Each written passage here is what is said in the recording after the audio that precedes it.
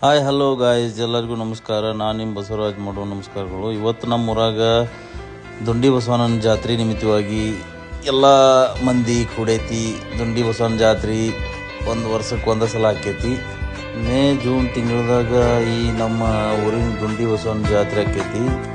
ಅದಕ್ಕೆ ನಾವು ಊರಾಗ ಎಲ್ಲ ಹೊಸ ಗುಡಿಯಾಗ ಪೂಜೆ ಮಾಡಿ ಹಳಿ ಗುಡಿಗೆ ಮಲಾಪ್ರಭೆ ನದಿ ತೀರದಾಗ ಹೋಗಿ ಒಂದು ಗುಡಿ ಐತೆ ನಮ್ದು ಹಳಿದ. ಪ್ರತಿ ಸಲನೂ ಅಲ್ಲಿಗೆ ಹೋಗಿ ಪೂಜೆ ಮಾಡ್ಕೊಂಡು ಪಾಲ್ಕಿ ಸುತ್ತ ಪಾಲ್ಕಿ ಸೇವೆ ಮಾಡಿ ಬರ್ತೀವಿ. ಇದನ್ನು ನೋಡ್ರಿ, ನಮ್ಮ ಮಲಪ್ರಭೆ ನದಿ ದಂಡಿ ಮೇಲಿರುವಂಥ ಒಂದು ದುಂಡಿ ಬಸವನ ಹಳಿ ಗುಡಿ. ಎಲ್ಲರೂ ಇಲ್ಲಿ ಬಂದ ಮೊದಲು ಪೂಜೆ ಮಾಡ್ಕೊಂಡು ಆಮೇಲೆ ಊರಾಗ ಹೋಗಿ ಹೊಸ ಗುಡಿಯಾಗ ನಾವೆಲ್ಲ ಜಾತ್ರೆ ಮಾಡ್ತೇವೆ.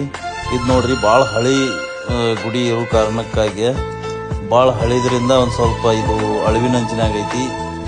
ಇದೆಲ್ಲ ಗಾಡಿ ಮಳೆಯಾಗಿ ಬಿದ್ದೈತಿ. ಒಳಗೆಲ್ಲ ಬ್ರಿಟಿಷರ್ ಕಾಲದಾಗಿನ ಗುಡಿ ಅಂತ ಹೇಳ್ತಾರು. ಒಂದು 100 ವರ್ಷದ ಇತಿಹಾಸ ಐತಿ ಇದಕ್ಕೆ. ನೋಡ್ರಿ, ನಮ್ಮ ಪಾಲ್ಕಿ ಉತ್ಸವ ಬಂತು ಊರಿಂದ. ಈಗ ಎಲ್ಲರೂ ಬಂದ ಸುತ್ತ ಹಾದ ಇಲ್ಲಿ ಪಾಲ್ಕಿ ಪೂಜೆ ಮಾಡಿ ಒಳಗೆ ದೇವರ ಪೂಜೆ ಮಾಡಿ ಹೋಗ್ತೀವಿ.